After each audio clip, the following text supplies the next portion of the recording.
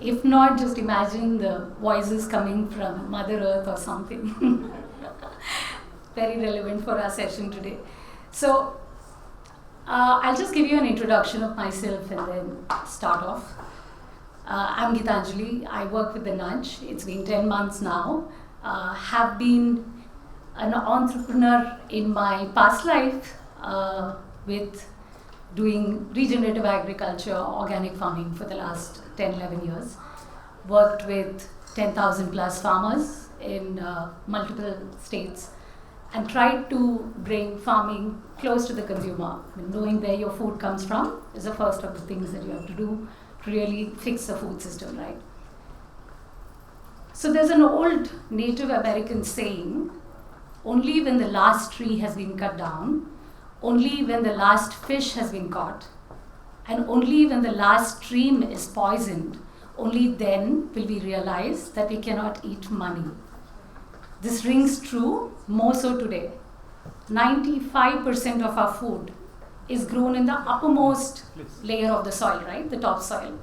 Making topsoil one of the most important components of our food system. But thanks to conventional farming practices, read chemical practices, nearly half of the most productive soil has disappeared in the last 150 years. If we continue to degrade the soil at the rate that we're doing now, we have fertile topsoil only for the next 55 years. That means less than 80 harvests is what we are left with. So on one hand, farmers have it tough with rising input costs, market linkage ka problem, not enough market linkage options, unpredictable climate change problems. In fact, I was talking to this 80-year-old farmer in Tamil Nadu. He was mentioning that when he was 30 years old, a drought used to come once in every 10 to 15 years. But he's saying now in the last few years, he's seeing droughts come in every 3 years. So he's saying that the frequency of droughts is increased and farming is becoming more and more of a gamble. I mean, we know that it's the riskiest business out there, right? And it's just becoming a gamble for the farmers. And the onus of transitioning to regenerative agriculture is sadly, the burden of it is sadly put on the farmers. And there's not enough discussion about how we could help farmers do that transition, be as consumers, be as public, private organizations, all of that.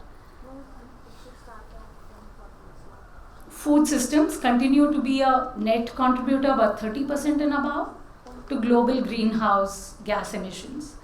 Food and the way we are growing it currently is just warming up the earth more and more and making the soil more devoid of life. Is there a way out of all of this? So yesterday I was talking to this incubating company of the Nudges.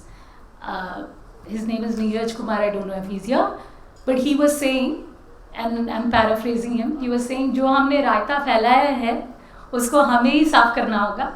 We have done this, we have to fix it. So enter regenerative farming. Simply put, regenerative farming is about regenerating soil and ecosystem health.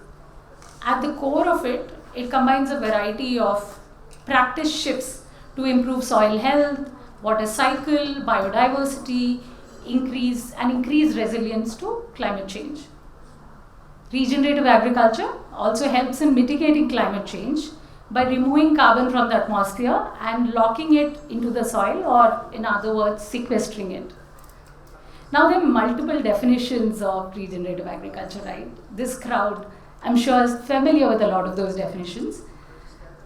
And these are coming from different schools of thought and different on-ground approaches. For today's conversation, we are using the word regen ag, short for regenerative agriculture, broadly, as a big tent word that includes some key practice shifts that underpin most of the different approaches. Hence, we are not going to spend time on defining what is regen ag. We're not going to do that. All these approaches come from a place of trying to make a difference to the current way of farming, and they have all shared needs like building consumer demand or building an ecosystem around inputs, equipment, system level shifts on tech or policy changes, finance, etc. We are going to talk more about next steps or drivers for scaling regenerative ag, and that's going to be the focus today. At the Nudge, we are committed to the cause of improving livelihood, because we are a livelihood-centric organization, and improving the income for small farmers, but in a sustainable way. We have actually a pilot going on currently at the Nudge on regenerative agriculture. It's called Refarm. Refarm for renewing farming, Refarm for regenerative ag farming, RF for actually rain-fed, because we are working with a lot of rain-fed farmers under this. We are running this program with the support of Oak Foundation. We have with us Swati Agarwal from Oak. She's very shy usually, and I'm sorry for calling you out this way. But Swati, along with the Oak Foundation, has been championing the cause for climate change and regenerative agriculture. If you want to know more about Refarm, please get in touch with me on LinkedIn and would be happy to chat on that. You'll all find a paper in front of you. It's a small consumer survey. We'd love it if you can answer that at some point in time during the session. You'll also find a QR code that will sort of pop up sometime during the session to ask your questions. And you could please do it through that, because we find it easier to do that through the thing, and the speaker and the moderator can then pick up the questions that are relevant. All right. So that was a whole lot of information. So to take this conversation further, we have with us today an esteemed panel. Our partners in crime, I'd like to mention them first. Hansika Singh and Prachur Goel from Socrates. They are co-creators of today's panel discussion along with the Nudge. I have Asta Arya from our team at the Refarm as well. We put in a lot of work on this. Socrates focuses on tackling wicked problems by bringing together diverse groups of people to generate collective wisdom and innovative solutions. So they work with a whole many leading stakeholders in agriculture, especially on building momentum on necessary transitions. They work with partners to design ecosystems, spaces, and narratives. So Prachur is also going to be the moderator for today's session. Can we have you, Prachur, on the desk, please? On this panel, we have, on this panel today, we have, I'm very proud of the panel we've managed to put together today. We have Jasmer Dhingra, Director, Programs, India IDH, the Sustainable Trade Initiative.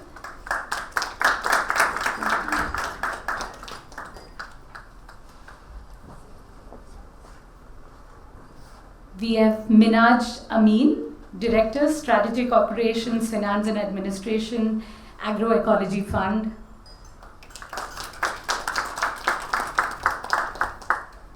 We have Namita Singh, Director, User Experience from Digital Green.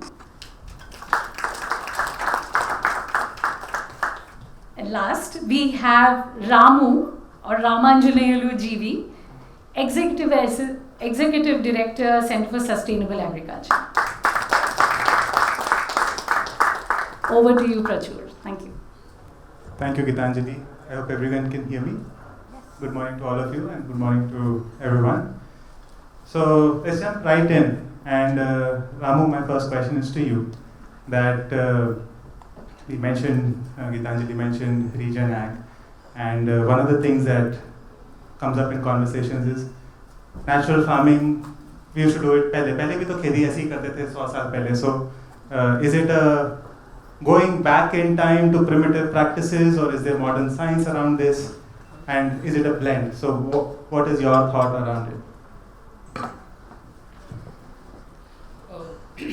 Good morning. I think it's not going back. The issue is the practices are a function of the time. So historically, agriculture was largely about self-consumption, so it's mostly about subsistence farming, which was the case. But today that's not the case. Similarly, practices are a function of the need at that point of time. So over a period of time, things have changed. So today, what we talk about as organic, natural, or regenerative agriculture is a function of today's times, today's challenges, meeting these things. some of the practices are picked up from the traditional practices, but not everything. And second, when we are picking up the practices from the tradition, also is about looking from a modern science lens. If you don't do this, we get fixated with the practices, not with the use of it. So I think when we talk about regenerative agriculture, organic, natural, whatever be the name, the idea is about practices which works today.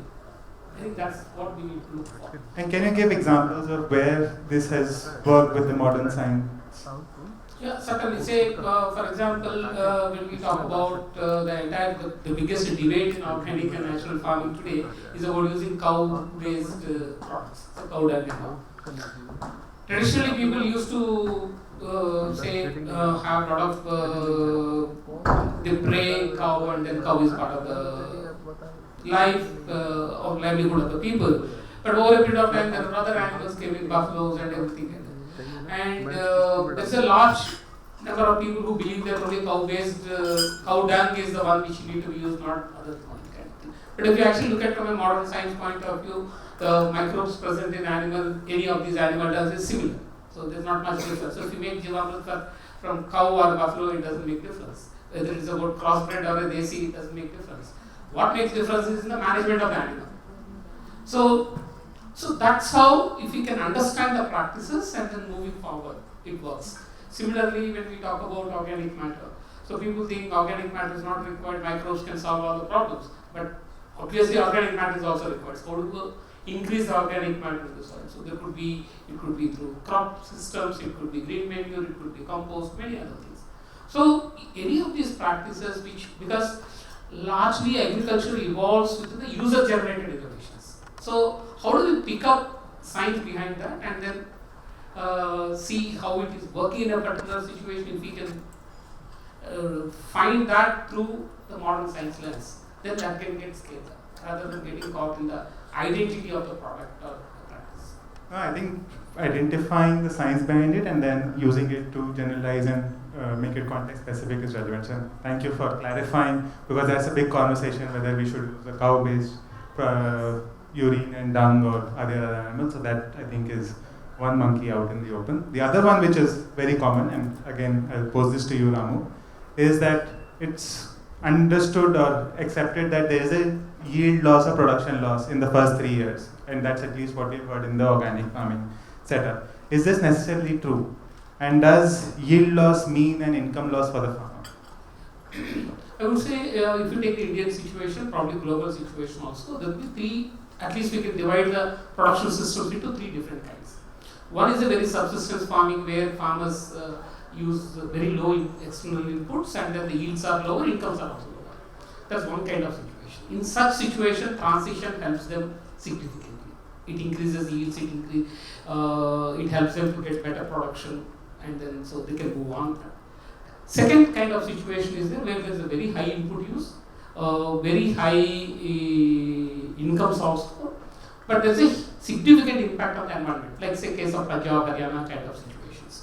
Their transitions is difficult, I would certainly say, because the soil requires more period to heal and then make a transition.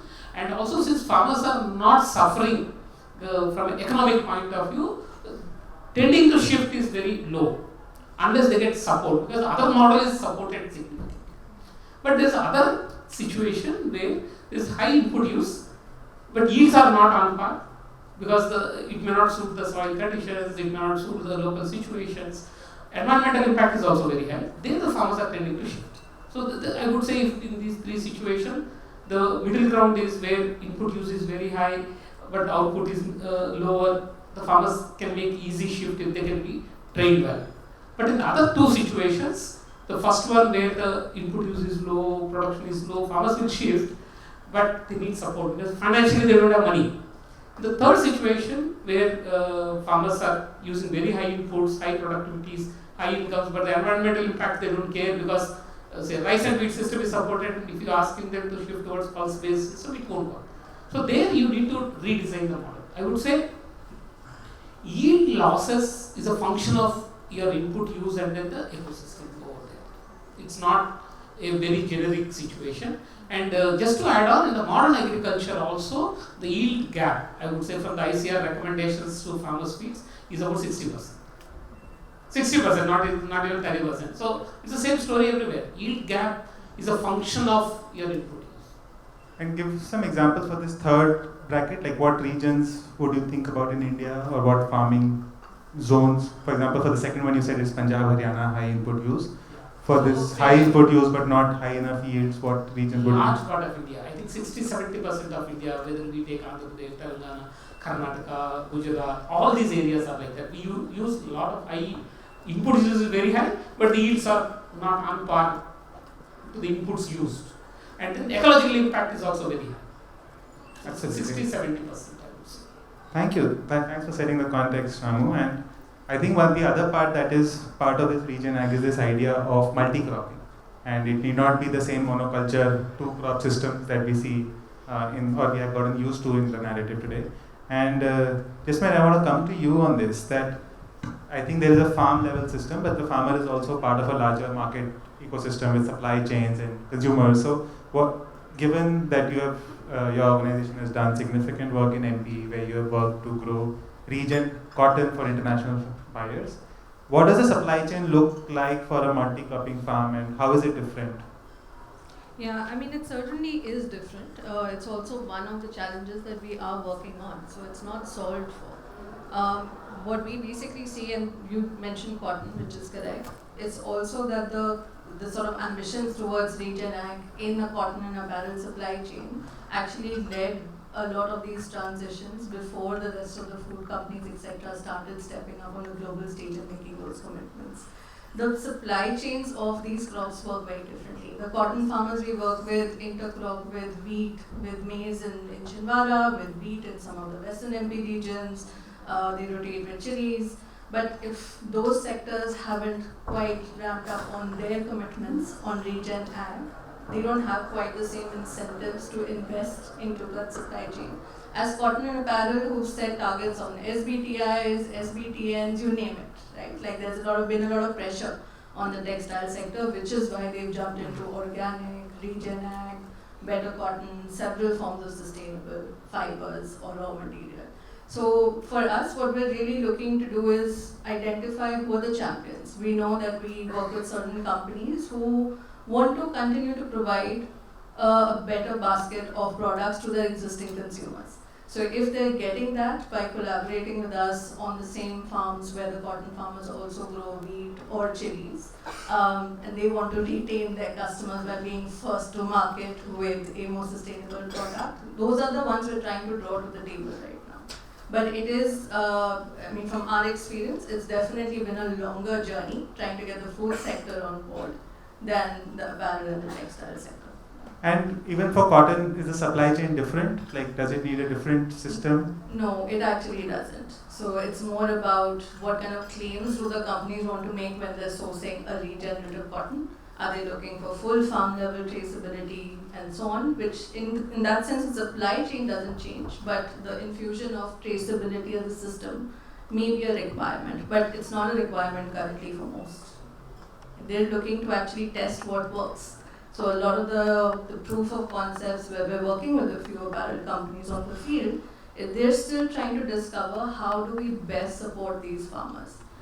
We don't want to apply a standard 10%, 15% premium as a blanket number. We need to actually unpack what is really needed, what is the yield that falls, what are the extra inputs that are needed, identify that investment, and then decide how are we going to scale this up. So a lot of those are still at the proof of concept stage. We're currently engaging with the likes of an H&M or Bestseller. Everybody is doing things in the field, but in a much, much smaller scale because evidence still needs to be created. Thank you. And coming to premium, just a reminder, all of you have a consumer survey on your table asking for your choices. So please do fill that in. And coming to this question of traceability and picking up on the thread, because agri-tech market in India, at least from an investment point of view, is really growing. And with many companies especially coming in, largely playing these Flipkart, Amazon type marketplace, aggregator roles, but there are other segments that are emerging as well. So, Namita, in the context of regen agriculture, which segments do you think need to grow to help this transition? I think, of course, there have been, like you're saying, rapid advancements in the agtech space. What it was 10 years ago has massively changed today. But I think the focus still needs to remain on the marginal and smallholder farmers, which is sometimes missing when we bring in technology, because they still form the majority of producers in India. In terms of which sectors need to grow, I think it really needs to be a multi-pronged approach, because one doesn't work without the other. So for instance, you might have AgTech which is contributing to access to advisories, but if you do not have access to market, your access to advisories is not going to result in an income increase for the farmers per se, or limited income increase for the farmers. So I think like there needs to be a multi-pronged approach. But having said that, I think one thing, of course, is access to advisories itself, that information on what practices need to be changed, they have to be there. Farmers are already using various digital tools. What they really need is access to trusted advisories coming from verified kind of sources. And that's where I think like technology communication tools have a pretty big role to play. The second area, which I think, and because I mentioned marginal and smallholder farmers, is that their risk-taking capacity is very low. And that's where I think credit and insurance are still not where they should be to really support that transition. And that's where data and digital can again play a pretty big role.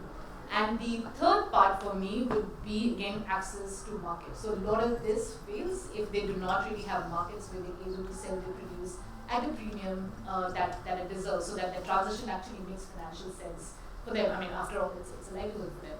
So I think like these three things have to work together in the agtech space to really make sense for farmers as well to make that transition when they have to. And are you seeing some of them happen? Are you seeing them emerge? Yeah, no, sure. A lot of these are happening already, but like I mentioned, there are some gaps that still remain. So, for instance, we've been working with chili farmers in Andhra Pradesh and Telangana, working very closely with the government as well as like other partners as well. And Digital Green works in using technology for making advisories more accessible. So while we've seen that advisories might have become more accessible for them, when farmers are, for instance, looking for green manure, it's not available, right? Or it's available in very limited quantity with like government subsidy. Most of the farmers do not even get to know about it. So even if they know about the practices and they want to make the transition, that means input is simply not available to them. And again, where can technology also play that role as well, right? Like, so that's what I was talking about, that there are few paths which are being fulfilled, but there needs to be much more like continuum for farmers to really transition, make the transition fully. And I think I'm going to touch again a little bit on this question of technology adoption and farmer behavior with some of you. But I want to come that given this interest to Min, who is a money guy on the panel, that given this investor interest in Regen Ag today, and this conversation that there are smallholder farmers, but what kind of, today it's a system based on profit maximization. What kind of new business models or financial models are needed to create a more conducive ecosystem so that farmers, especially the smallholder ones, are able to adopt Regen Ag and benefit and prosper? I am more from the civil society than money guy. Good morning, everyone. So, just a few things. I think for the large majority of India's farmers are small and marginal. One has to take this into account when we talk about solutions. And I would say that these farmers and farmer families need three things. One is, farming is the most risky profession, if you like. We need to de-risk it. And to de-risk it, I think there are two important elements. I think you touched upon a couple of them. One is, how do we make capital available to these farmers at a lower interest rate. Even today, with the help of self-help groups and so on and so forth, microfinance, the rates are too high. And this is where the farmers get into a debt trap. The second thing is, how do we reduce the risk by providing insurance? I know there are government schemes, but they are not really delivering. And we also need to figure out how we do parametric insurance for climate vagaries and so on. This is very, very important. So de-risking farming is the first one. Maybe you will have to decode what you just said for the audience. Parametric essentially is to have insurance on certain climatic conditions failing for the farmer. And we don't need insurance schemes that pay out maybe in 6 months, 9 months, 1 year. We need payments the very next day. These farmers cannot sustain without capital for such long times. So this has to change. The second thing is to make farming rewarding. So by that I mean not just better incomes through better yields or better market access, but also less drudgery. While we talk about regenerative agriculture, agroecology and so on, where human input is very important, we need complementary technologies, and some of them are touched upon, to make it less labor intensive or onerous. Because the 21st century India wants convenience, rightly so. And finally, we need to make agriculture and allied activities glamorous. Right now, the current generation doesn't want to do agriculture. This is a big challenge for our country. People want employment, but agriculture is not considered to be, a dignified profession. So when I talk to a mother of 2 children, they say, this guy is dumb. This guy is smart. I will send him to the city to be a watchman at an ATM. Yeah. And the dumb guy would probably, this is again their perception, would do agriculture. How can we change that? We need creativity, ingenuity, we need smarter people doing agriculture. Yeah. So these are the 3 things I would say that we need to focus on. And we need businesses, investors to look at how we can promote some of these things. And you just led on to my next question of how can we engage the private sector for agriculture, and are there some, Jasmer, are you seeing any strategies to enhance private sector participation for transition, or is there a public-private partnership that is emerging?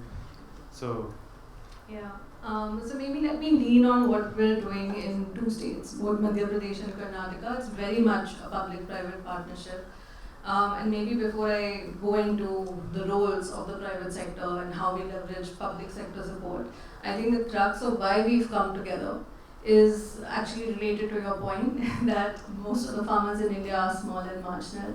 And while we may be able to, yes, influence farm level practices, bring in support to de-risk the farmers, at the end of the day, if you're creating tiny islands of progress in a very degraded landscape itself, there is only so far that you'll be able to go. That is why we come together in a consortium of private sector partners and in a place-based approach, which basically means in Madhya Pradesh, where we're working in 10 districts, we're looking to understand ground up the situation of the whole landscape in those 10 districts. What is the status of soil, of water, of biodiversity, and identify that group of companies who are vested in that landscape from a long-term perspective. They know that the risk to their supply chain from not adapting or not being early to facilitate the transition is going to cost more heavily in the future. Now, the role that we see of these companies, so in Madhya Pradesh, we're currently a group of 10 companies, a mix of apparel, I mentioned a few of them earlier, H&M, IKEA, Westell is going to join us soon, etc. And then we have early adopters in spices, and we're looking at working in the wheat and maize supply chain. The agility that the private sector brings in getting off some of these pilots off the ground to create data and evidence on not only how effective are some of these practices when tested in a smallholder farmer's field, but equally not just waiting for the impact, but all the barriers that are faced along that way, right? Why are certain practices, while every farmer will acknowledge that tilling less, using less chemicals are theoretically good, why are they unable to do so? So we need to capture these learnings from these pilots, but sitting in our, what we call compacts, those public-private forums in that vested interest in that particular place, the role of the government is very important for these companies. They're generating some evidence through the proof of concepts, working and supporting partners with farmers directly on the ground. No matter how large these companies are, they're never going to be able to cover the entire landscape. And yet they need the whole landscape to be sustainable to make sure that their supply chains are secure. So that's the role of the government for us, right? We take the data and the evidence from the pilots, but we do need to have a conversation with the state government, with the district government to say, now how do you channelize the schemes, the policies that are already there into the gaps that we're telling you exist, right? And we're showing you that they exist. How do you look at investing along the value chain, which is common to the entire sector? The government has a mandate towards welfare and growth for the people. So we're sort of looking at that point of leverage, where scaling happens first within the company from the evidence they get from their own POCs. But then beyond that, it comes from generating some pre-competitive learnings. If we're doing a pilot with Inditex on the ground, there is something pre-competitive that other apparel companies can learn from, right? That is our role as a public good organization. And then the last level of scaling is more convergence. So public-private sector, convergence of resources, financial, but also technical. Thank you, Jasmer. You put it very well, and I think that the role of the government also to hold the fact that system regeneration is at the end the public responsibility on which private organizations and other organizations can actually continue and build forward on. I want to come back to this, moving on from this thread, the earlier thread that Namita, you mentioned about the technology and small farmer adoption. I think there is a certain image that of this poor smallholder farmer in rural India today. What is it really like? Are they adopting digital technology? What kind of products are they using? What use cases are they using it for? Okay. Yeah, I think when I started working in the agriculture sector 10 plus years ago, that was 2014, right? And we were trying to develop like an app for frontline workers, extension agents, not farmers. And it failed because people didn't have frontline extension workers, did not have smartphones. Just 10 years, the situation, all of us was entirely different. Of course, it's not 100% penetration of smartphones or internet either, but it's improved drastically. Among smallholder farmers, 70 to 80% do tend to have smartphones. Women have much lesser access. They might not own the phone, they might still have some access. I think like there's that difference. And to what you were saying, a farmer has to make so many decisions across that value chain, from like deciding which seed variety to take, what practices to adopt, what's the weather going to be, when is a pest attack probable, am I seeing some diseases in my field, what's happening with irrigation, and I haven't even like covered half the value chain till now, right? To like actually trying to sell it at a market price.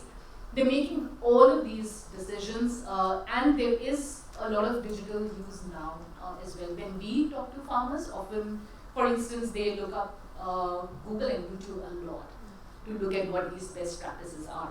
They, of course, have to, I think, do a lot of hard work trying to verify that information, right? Like, is this person who's, sharing this model farmer sharing this practice on YouTube, is this actually something that's going to be applicable for my farm?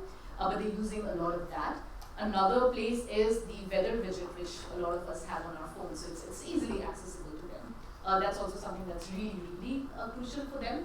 So that's something that they use very often. I think like the third area, because of climate change, also has been pest and disease attacks, where they are using apps which are specifically made for pest and disease identification. So these are three places where we've seen that a lot of digital usage sort of happens. But I think again, the point that I want to mention here is, for instance, when you're working with women farmers, like I was mentioning, their access is very limited. And when it comes to something like pest and disease attacks, now women are the ones who are actually working on the farm and providing their own labor as well as like supervising labor. They are the first ones to spot if any they see any issues in the field. But they're also the ones who have the least access to advisories, right? Like through digital channels or otherwise. So we're also in this, I think, kind of a conundrum where the person who needs the most access actually doesn't have it, digital or otherwise. And I think like that needs to change in that ecosystem. We really need to build for who is doing what activity in the farm at that point as well, to make these digital products and these tech products more useful. And I'm not going into the gender division of labor that happens and that change that needs to happen. I think like that's another topic altogether. But even with just as things are, I think our digital tech products miss this critical thing that women who often end up doing most of the things at the farm do not really have access to equipments, labor, and basic information that can help them actually make these changes or become more climate resilient as well. Thank you, Namita. I mean, the gender division of labor in our society needs to change from houses to farms. So that is necessary. But I wanted to sort of go back. So this imagination, and maybe we can give an example, because what you portrayed in my head is seeming like a farmer with an iPad in the farm, sort of, looking at, oh, this is best, this is my advisory. How is it happening? Like, what is, how are they doing this? Is it? Mm-hmm. So I think there are a few different use cases. One is, of course, at the individual level as well, right? Like I was mentioning, on their own smartphones using Google or YouTube to find out about like better practices that they can have. Are there knowledge brokers that they trust more on these smartphones? Yes, of course. I mean, a lot of these are also parts of farmer groups or self-help groups as well. So these kind of institutional forums, also peer groups, also form a large part of their source of trust. Their own peers and neighbors are the biggest sources of trust. These are people they trust the most. There also, I mean, there's small interesting things like WhatsApp groups, so sharing daily market prices in their peer groups is also, I think, like another interesting kind of like thing that happens that we've seen happen in the field. And there are multiple, again, like I was saying, multiple ways in which they're accessing these digital technologies and information as well, from very informal channels like Google, YouTube on their own, to what comes through these formal farmer groups, self-help groups, etc., to, again, agtech companies as well, so directly working with like e-commerce companies or other agtech companies also. But that's, I think, still remains a much smaller proportion of farmers. And apart from the fact that some people don't have access, including even if in households there's a gender division of access, what are the other sort of challenges that, let's say, when somebody is building products for farmers, we should be thinking about, or at least the challenges that need to be overcome to make these solutions more widely available? I think one missing piece so far has been personalized information for farmers, and that is difficult, really difficult to achieve, because you need a lot of personal level data as well, and because it's agriculture and situations change continuously, you need data that's coming in real time as well, and that's where we think even generative AI can play actually pretty big, or AI in general can play a huge role, because what farmers now are not looking for generic information. So if my soil type is such, because they do now know that there are soil tests, I can get these tests done, what is the exact practice that's going to work for me? If this is the weather in my region, and if this is the crop that I'm growing at this stage and that's the variety, what is it that I need to do if rains come in the next 2 days? So this is the kind of like personalized information that a lot of farmers that we work with are looking at. And I think in the agtech space, that's a way to really make sure that these advisories are not just accessible, but are actually, they can be adopted by farmers as well. So I think like that's the difference from having that knowledge to really being able to apply it in your field, and I think there's some gap there that needs to be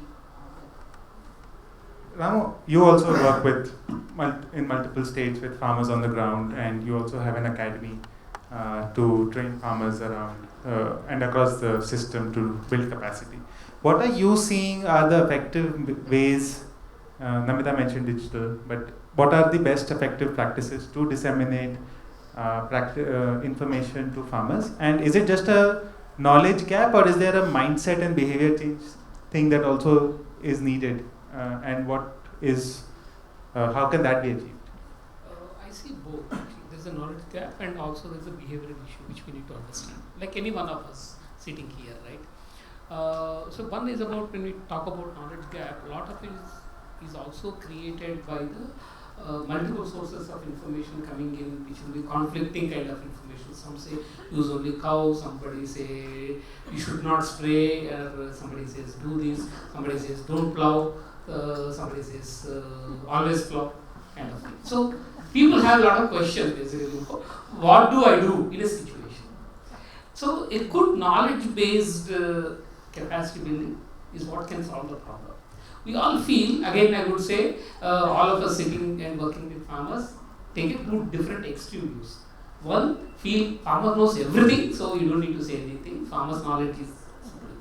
There's other extreme which feel farmers are dumb. We need to tell everything. So if you look at most of the agri startups, this IT information, they say minute by minute information, what to do kind of thing is coming in.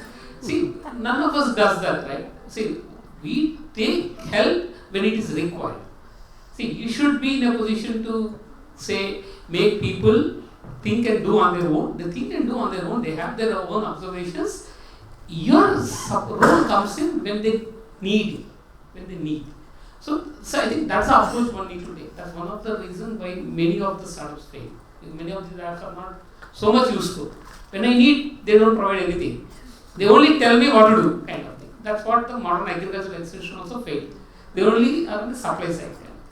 So the way we do look at this, even before saying that, let me explain my own experience. In the last 20 years, I might have spoken directly to about 1 lakh farmers across states. And nowhere farmers have a question about organic or natural farming. Question is about, they say, I have this problem, I couldn't solve it. I tried this, it didn't work, what do I do? I was explaining to a farmer, one of these conferences in the same hall actually, I was talking about pesticide problems for a Punjab farmer. Farmers stood up and asked to a Punjab, he says, I am the one who is spraying the pesticide. Do you think you know more than me about the problem of pesticides? I know the problem, but what do I get out of it? And you say, you spray this one, but there is no single neem plant in my entire district. What do I do? What do I do? So the questions is about, they have their own questions. Somebody has to answer them. So that's where actually the problem is. In the whole transition, where we fail is creating a knowledge-based execution. So practicing farmers comes in as a good resource, but they also need support in terms of how they can provide that right information, a good diagnostic skill. And it's not just right information, it's right information when they are demanding it. When they are demanding it, and also a good diagnostic skill. So for example, if I face with a problem, if I can't identify, how do I identify? And who can help me to identify? And what solution works for me? Say, what works for a particular pest in a particular situation may not be the same for the same pest in a different crop. So that variable knowledge base is something which is very much required. And that needs to be generated. So just on this, I mean, we'll come to the second part of it, but just on this, that, essentially what I'm hearing is that when farmers have a sickness, they want a doctor, a good doctor, and that is not available. That's not available, yeah. And sometimes it is input agents that are always available. So what role do they play? See, that's exactly the issue. So if you look at from modern agriculture point of view, there are players who they can go to if there is a problem. If you're talking about organic and natural farming, who are those players where they can go to, who can provide them trusted information? We either say, you are a fool, you didn't follow the practice properly. Most of the time, we end up saying that. You didn't follow the practice properly. Rather than saying where it went wrong, what worked, what didn't work, and then from then building on that. And large part of natural farming or organic farming, regenerative agriculture is based on preventive care, which also means they should understand to take care before actually the problem comes in. So there is a lot of knowledge base which is required. Say I'll take a couple of examples and say multiple crops model you talked about, right? See, should I grow 15 crops or should I grow 2 crops or 3 crops is a choice need to be left to the farmer. It's not about a prescription saying you should grow 15 crops in this pattern kind of thing. Pattern depends on your soil pattern. And each plot is very different. See, if it is highland, what do you do? Lowland, what do you do? If it is a red soil, what do you do? If it is a sandy soil, what do you do? That's the knowledge you need to give. Let them leave the choice to the people. We tend to dictate everything. I think that's where the problem lies. So if you can move to a model where you can create the knowledge base from where people can take right decision. So like Namita was mentioning before, there are certain key points in the supply chain of a production system where they need to take key decisions. How do you build their knowledge around improve their skill of taking the right decision? I think that's what matters. And what about the mindset and behavior change part? Second part. See, in any society, there will be about 15-20% of the people who are innovative who will change. There will be the rest of the people who may not be innovative on their own, but they tend to change by looking at the neighbors. Many of us does the same thing. So it's about particularly we focus on reaching out to 15-20% extra effort. Once we reach there, then we tend to create support systems so that the rest of the 20-30% will change. After 50%, we leave it to the village. And we have seen several villages made a transition. It's not, unlike many others organizations which focus on individual farmers, we don't focus on individual farmers. We focus on village as a unit, block as a unit, district as a unit, state as a unit. And then we could see large number of people change. There's a behavioral pattern, like every one of us. Farmers also are like every one of us. There's a behavior. Some take risks, some doesn't take risks. So it's also about risk-bearing capacity somebody was talking about. Farmers are the ones who are taking the biggest risk. So it's not about their risk-bearing capacity. How do they reduce their risk? So if you can explain that these practices will help you to reduce risk up to this level, be honest about your claims. I think that makes a lot of people adopt. Today, major problem with the organic and natural farming proponents is that they make very tall claims that this practice will solve all the problems, which is not true, right? It can only solve one problem or part of the problem. So what are the other things which are also people have to do or people have to understand? What are the limitations of the claim we are making? I think people should, if people understand, I think the transitions are much easier. So be honest, recognize limitations Be and solve honest, problems. And also establish systems. Thank you, Ramu. This is for you, and one of the things that beyond farmer level knowledge and behavior system, there's also an economic system that needs to support that. And one of the things that has sort of emerged in the last few years is this idea of carbon credits. And carbon credits can support farmers in transitioning to more sustainable agriculture. Now, carbon prices have also fluctuated in the market globally. They were at some highs, there were some lows. So things have happened. There's also this complaint or disgruntlement that farmers get a very small portion of the carbon credit prices. So in this, what are you seeing? That are carbon credits sustainable? Is that something that we should lean on to enable this transition? So one is in the past, when CDM was launched many years ago, many farmers, CDM is?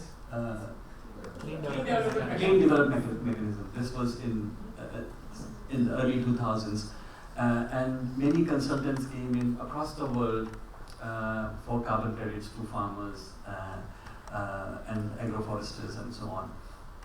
And there was major fraud committed against the farmers. So there is this resistance for farmers to look at carbon credits as a viable source of income. So one is we need to change that. Second is, I think right now the focus is on carbon. I think the focus has to shift to provision of ecosystem services which are very necessary for our country and the world. And the ecosystem services are not just carbon, savings on water by adopting better practices, reduction in energy consumption, reduction in the use of fertilizers and pesticides which pollute the water and also are fossil fuel based, increasing biodiversity. So all of these are the goods for the commons, for all of us. And the farmer has to be paid because they are providing a service in addition to food. Now, how this happens is up to us to determine and devise. It's a public good. Does the money come from public resources or through private markets? We need to decide. And even if it's the private markets, I would say this is not a generic carbon which was produced by offsetting through solar panels. This carbon is very valuable. So I would say this carbon is a premium carbon. It should not be compared with any other carbon because it provides livelihoods. It has so many co-benefits. So I would not worry about the market prices because I would position this carbon as a very precious, very valuable carbon, and we should look at it like that. And are people able to do that today? Yes, whatever small transactions that are happening, which are very tiny at the moment. There was a government program that paid out to farmers in Punjab a little bit. Some farmers got a lot of money for planting trees on their farmland, and some farmers are able to get quite a good premium on this, but the money has still not reached the farmers. The hope is that the market looks at them differently and then pays for it. Thank you. And one of the things that all carbon credit markets would need is a monitoring and evaluation system. Something that can validate the impact of this intervention that has happened and what has been the farm level impact on this. And Namita, can digital tools be used to monitor and evaluate these impacts? Are there something that are emerging around this? Yes, I think there are, of course, like a range of digital tools that have been emerging from remote-based sensing to on-farm data collection. So there's been a lot going on. So in terms of like remote-based sensing, for example, satellite-based measurement of soil organic carbon as well, and looking at the changes that happened over the years if certain practices have been adopted. So that's one. UNDP's Dhingra platform is one which is open source and providing that entire geospatial data for anyone to kind of see and utilize.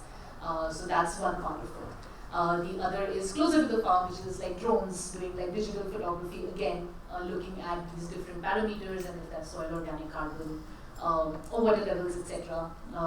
For instance, are changing. Then there are sensing tools which are at the farm as well. A lot of us have heard about like Internet of Things kind of like devices that are used in the farm too, which are able to again get continuous real-time data from the farm itself, also helping wherever farmers can afford it, because these devices are of course not cheap at all, pretty expensive actually. So wherever farmers can afford it, for them to also be able to take those decisions based on whatever data analysis they're seeing. The last one, but I guess like the most popular one, is also collecting data directly from the farmers as well. So really looking at what are the practices that they have been able to change. Are there any changes in income or reduction in costs that they have realized due to changes in these practices? And these are as simple tools as like survey tools, right? Digital survey tools, for instance. So there is of course like a range of such tools, and each comes with its advantages and disadvantages. For example, if you're looking at remote sensing, often because of like the real small size of farms in India, they tend to fail, right? Like, so you might be able to look at a larger area, but not at like a half a hectare of a farm. That's really difficult to sort of like measure. Drones again have their own issues where individual farmers are often obviously not able to afford it.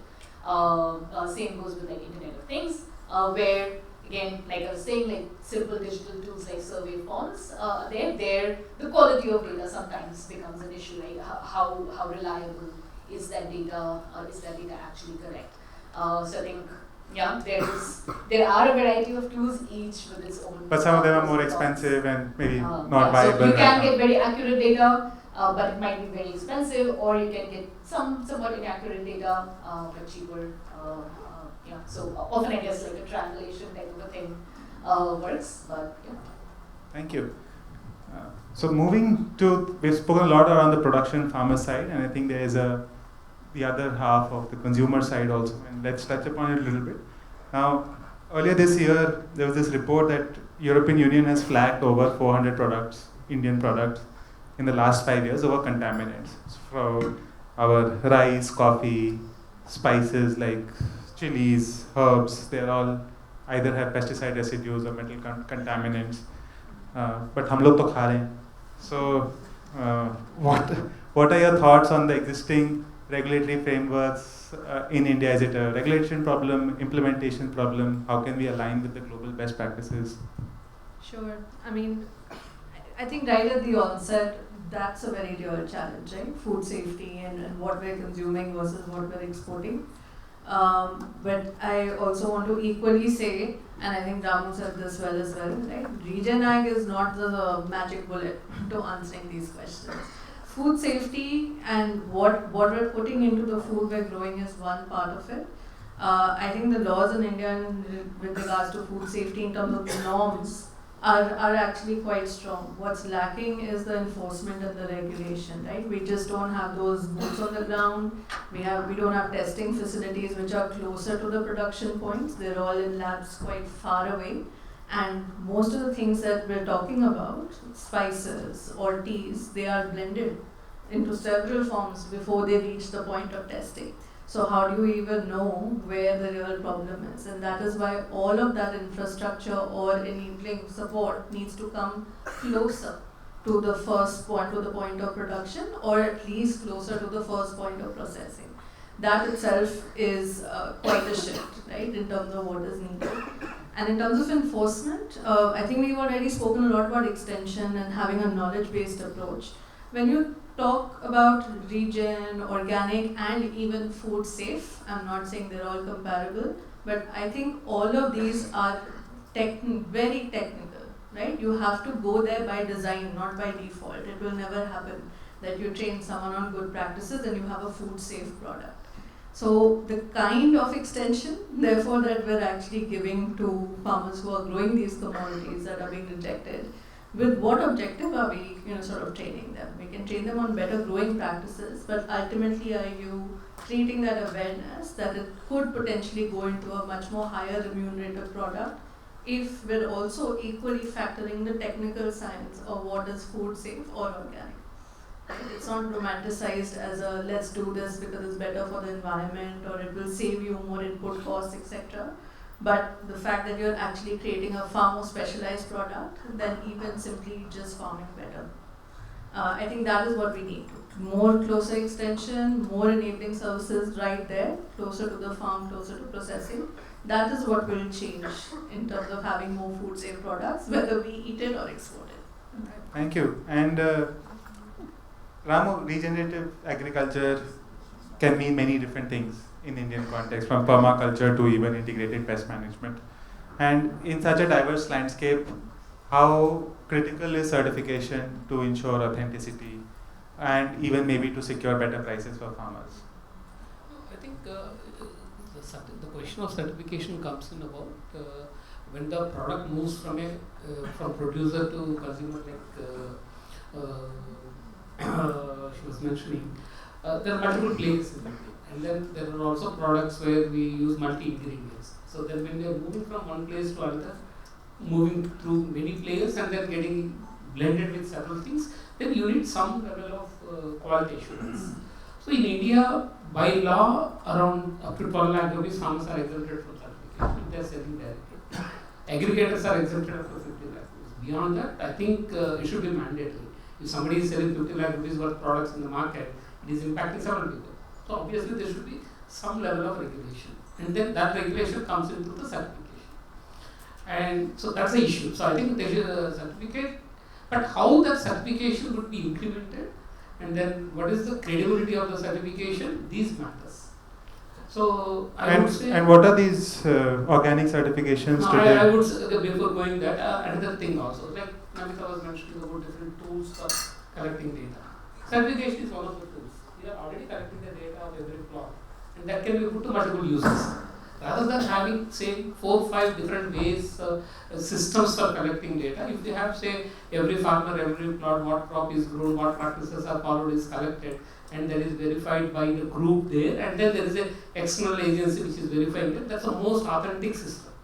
Can we build on that? Can we build on that to, say, look at the impact assessment data? Why are we today saying there is no data for how organic performs when India has about, say, 55 lakh farmers who are doing organic? 55 lakh farmers over the last 20 years, if they are doing organic, what is that data saying? Why EPD is not putting it out? Why NC1 is not putting it out, right? So that can be a very good source of data, right? Every plot, that's the micro level data which is collected. Similarly, if you are talking about carbon financing, why should we collect data additionally? The same data can be put to use. Plot wise, farmer wise, the entire data is available.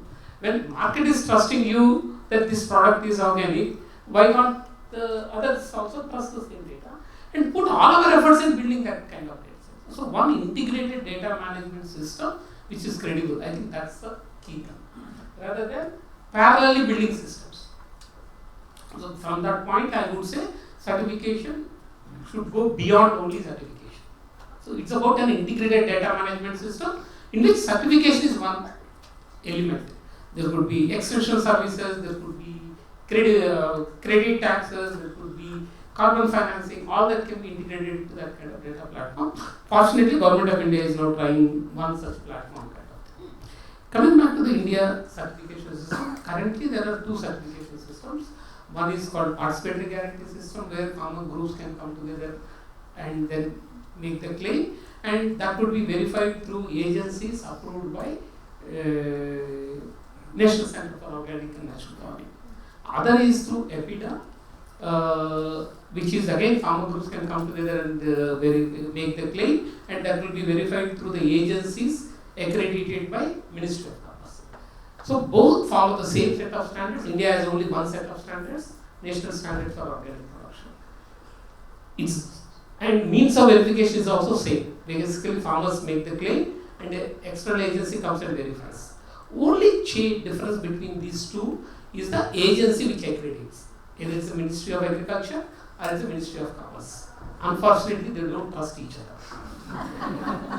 They don't trust each other. So, EPIDA doesn't approve PGS farmers to sell to NPOP certification farmers, buyers, and both say, and obviously this NPOP certification is not trusted by US or Europe. They say from 2020 onward, they made their own changes saying now if you want to sell in US, you have to have NOP certification to be followed right from the production system. And same is going to happen with Europe also. If two ministries in India can't trust each other, why do we expect two governments will trust each other? I think that's a question. So we need to build a kind of system where we all trust each other. I think certification is around that. So standards which can be verifiable, transparent, and also when we talk to the farmers or to the retailers, I think that's another very important thing we all need to invest on as organizations, as government. See, if I'm selling in the local market, what kind of certification is required? And if I'm selling in US market, where what kind of certification is required? Nobody knows. No one knows actually. So we take, if people can afford, they take 3 or 4 certifications. Finally, they end up pay more to the certification than to the farmer. And at the end of the day, you don't know how much price at which you sell. So all this can be only be resolved if you have a very proper data management system. Second, a proper information to the people, like I mentioned about production practices. Even on certification, there is a nuanced approach one need to take. Where I am going to sell, how much I am going to get, based on which I can take a decision. Say, after 3 years, if I am going to sell in European market, then I need to go only for the European certification. If I am going to sell in US market, then I need to take that kind of certification. And lastly, the more important issue, all of us are in a lot of myths, is about the export market. See, if I am selling to Europe or if I am selling to US also, it's the Indians there who are going to buy my products. 90% of the products, say, my rice, my dal, my chilies, it's the Indians who are going to buy. It's not an American who is going to buy my rice there. So it's basically they are selling to Indians who are living abroad. So they know all all what is happening here or the prices here. So don't expect that we can create a heaven by selling in US market. Nothing. It's not going to happen. So we need to figure out basically what price I get by selling to the exporter here. Thinking that farmers can export to US market and make money is not going to work. I've seen, you might have seen in Better India and so many newspapers, farmers made crores of rupees by selling something somewhere. After 4 or 5 years, we went back to many of them. Many of them are traders, not producers. They do farming in 1 acre, but buy from 100 acres and then this. That's the story. So I would say don't make tall claims, establish systems in place. See, certification is for basically about establishing trust. Yeah. Thank you, Ramu, for the reality check, and thanks for the timer. Min, I want to come to you. Ramu said, let's not focus on the US market, but on the Indian market, but the organic produce market in India is like less than 2%, maybe even 1%, largely catering to the premium segment. So if farmers have to grow region ag, they need a demand for this. How can consumer demand be increased? Like I said, I'm from civil society, not really a funder, so this is an issue that I will kind of put on the table of funders also. Right now, we produce organic food, this is a joke, for the crowds in South Bombay. That is not going to scale because the reason we grow organic food is not just for better food, but to revive our lands, our rivers, our soil, yeah, and also enable our production systems to last for longer. If that is the case, organic food should be consumed by many, by a vast majority of the country. Yeah. So one thing is, how do we create consumer awareness about this? If you go to the people and say, this will save your land, I don't think they're ready for that yet. People are not interested. The most important thing that anybody will relate to is health. Unfortunately, there is not much credible research done, scientific research done on health benefits because there is no money to be made. So we have some research done, more research needs to be done, but we need a large public campaign, not just for India but globally, which talks about the health benefits of better food, of non-industrial, non-chemical based food. This is a big investment that has to be made. Okay. When we are doing this, in addition to doing this, which will increase consumption in the middle classes, we also need to see simultaneously how this better food is adapted in our PDS systems, in our midday meals. So those two things converging in increasing demand. Yeah. But both of them are really urgent. We need to change our public systems of procurement systems, both for PDS, midday meals, ICTS, but also generally creating demand for organic food, better food. And also one last thing. Right now there is already been spoken, so much confusion about what is good food. We need to build trust-based systems because even my wife says, why should I pay 2 rupees more for potatoes? That has to change. Thank you. Thank you, Min, on that call to action. We have many more questions and there are some audience questions, but I'm sorry, but the time's up. And for closing, I will have to get Astha over to you for the closing. The discussion was such an enriching one. I know we don't want to stop and we have a lot more to say, but we're limited by time. But just want to thank, our panelists have actually painted a vision of a sustainable India where safe food production and environmental stewardship goes hand in hand. I just want to urge each one of us in this room, to carry forward the momentum of this session, the great exchange of ideas that has happened and translate it into actions where we can actually create a regenerative future. Right? Let's not just stop with conversations here, let's take it forward and do our bits. With that, I just want to extend a very heartfelt thank you, gratitude to all the esteemed panelists for lending your insights and expertise and making this discussion such a wonderful one. Your commitment to creating a regenerative future is truly inspiring for all of us. To our partners, Socrates, Hansika and Prachur, for being such wonderful thought partners in creating this session. To Oak Foundation for actually making this gathering happen, making this chacha on regenerative agriculture, scaling regenerative agriculture happen. And of course to this wonderful gathering here, to all of you for being such great listeners. This gathering is actually a testament to the growing recognition of regenerative agriculture, right? The potential it has to actually create a sustainable India. So just want to thank everyone present in this room once again. Thank you for a wonderful session. As we close this session, I would love to invite our volunteers to felicitate our speakers.